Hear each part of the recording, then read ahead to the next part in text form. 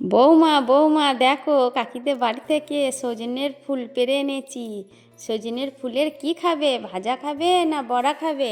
এটা তো এবছরের প্রথম সজনের ফুল, এটা দিয়ে বড়াই বানাও। আমি ভালো করে ফুলটা ধুয়ে দিলাম, তুমি সেদ্ধ বসাও। জল গরম হয়ে গেছে, দিয়ে দেবো ধুয়ে রাখা ফুলগুলো। দিয়ে দেবো কিছুটা পরিমাণে হলুদ গুঁড়ো এবং কিছুটা নুন, দিয়ে সিদ্ধ করতে দেবো। ও মা, তুমি পেঁয়াজ লঙ্কাটা তাহলে কেটে দাও। আচ্ছা। এখানে দুটো বড় সাইজে পেঁয়াজ কেটে নেওয়া হলো 2 থেকে 3টে কাঁচা লঙ্কা। সেদ্ধ করা ফুলগুলো জল ঝরিয়ে নিলাম।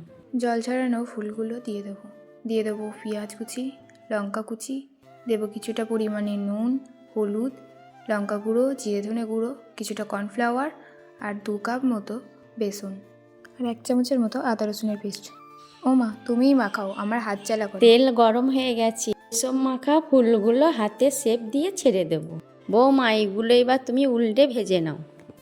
বৌমা, তোমার মাদের বাড়িতেও তো সজনে গাছ আছে তাই না? হ্যাঁ মা, আমার মাদের বাড়িতেও সজনে গাছ আছে।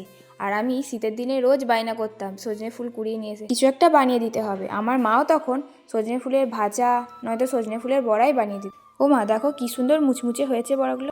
এবার খেতে বসো। বড়াগুলো তো বেশ মুচমুচে হয়েছে। ও মা, ঘিও দিলে? পেঁয়াজ, কাঁচা লঙ্কা, ঘি, সজনে ফুলের বড়া মুখে দিলাম, ও জাস্ট ফাটাফাটি।